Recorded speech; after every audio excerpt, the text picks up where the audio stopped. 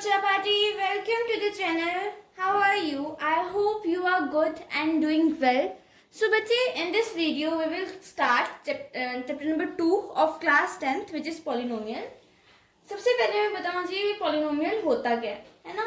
Polynomial एक ऐसा expression होता है, एक ऐसी इक्वेशन होती है जिसमें एडिशन, सब्ट्रैक्शन, मल्टीप्लिकेशन, डिवीजन ऐसे रिलेशनशिप्स हो, जिसमें कोफिशिएंट हो, जिसमें टर्म्स हो और जिसमें वेरिएबल्स हो.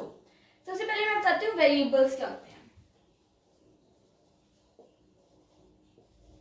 वेरिएबल्स क्या होते हैं? जिनको हम चेंज कर सकते हैं, जिनकी वैल्यूज हम पुट करके आंसर निकालते हैं. एग्जांपल x ले लो, y ले लो, z ले लो, ये वेरिएबल्स होते हैं. ठीक है, p q r भी हम वेरिएबल्स मान लेते हैं.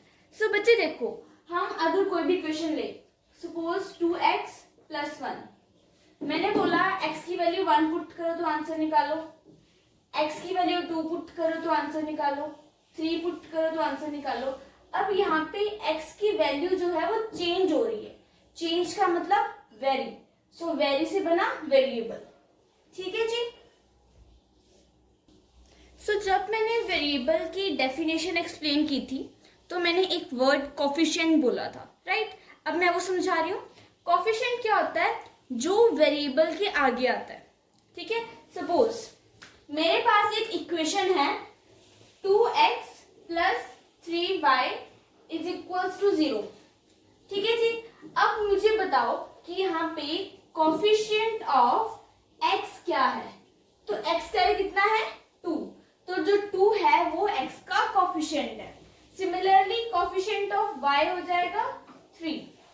बट अगर यहाँ पे मेरे पास आ गया -4z, तो कोफिशिएंट ऑफ z 4 नहीं होगा, -4 होगा. हमने साइन को भी कंसीडर करके चलना है. ठीक है, ऊपर मैंने साइंस क्यों नहीं लगाए? क्योंकि यहाँ पे प्लस का साइन था. प्लस का साइन लगाओ नहीं लगाओ एक ही बात होती है, बट माइनस का हमें शो करना पड़ता है कि इसके आगे माइनस था. ठीक है जी. ये थी छोटे क्लासेस वाली बात जो हमें 6-7 में बताते हैं. अब हम करेंगे क्लास 10th का सिलेबस.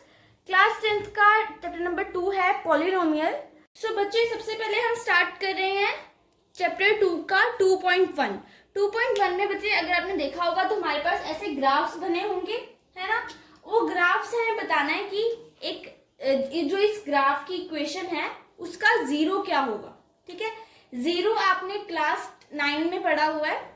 जीरो क्या होता है कि अगर कोई भी पॉलिनोमियल है, एग्जांपल ये, तो y की कौन सी वैल्यू पे हमारा ये जो पॉलिनोमियल है ये जीरो होगा. सो ग्राफ को देख के हमें कैसे पता लगेगा कि इसकी जीरोस कितनी है? मैं बताती हूँ. It's very simple. आपने देखना है कि ग्राफ जो है वो एक्स एक्सिस, ये एक्स एक्सिस है और ये y एक्सिस है ना? तो आपने देखना है कि जो ग्राफ की कर्व है वो एक्स एक्सिस से कितनी बार इंटरसेक्ट कर रही है. यहाँ पे 2 बार इंटरसेक्ट कर रही है, तो वो 2 बार 2 जीरोस होंगी उनकी. ठीक है, मतलब इसकी जो जीरो है वो 2 होगी. ठीक है.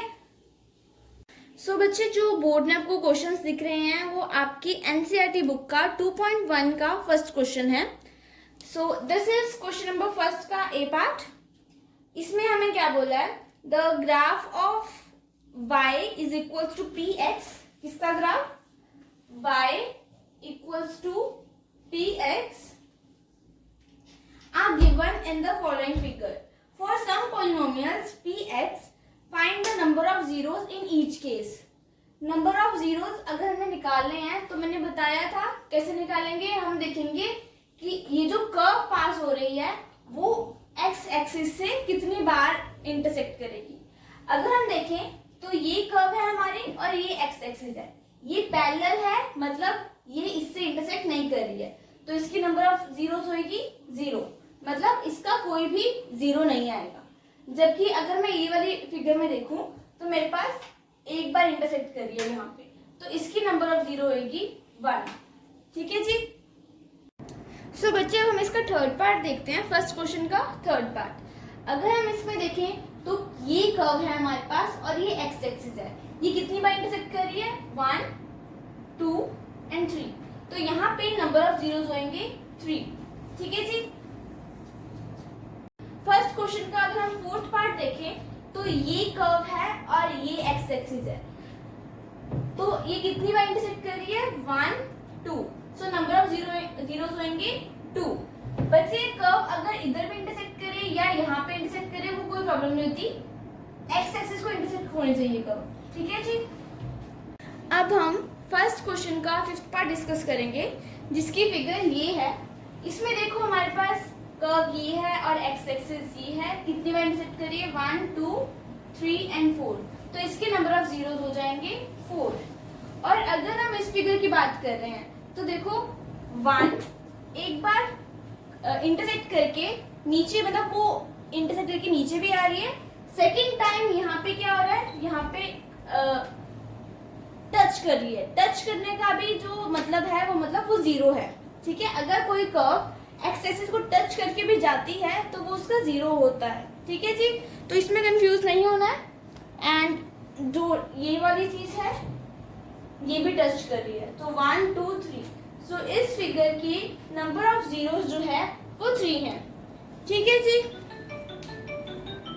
सो बच्चे 2.1 एक्सरसाइज में सिर्फ इतने क्वेश्चंस थे, सिर्फ हमने देखना था कि जो कर्व है वो एक्स एक्सिस को कितनी बार इंटरसेक्ट कर रही है या कितनी बार टच कर रही है।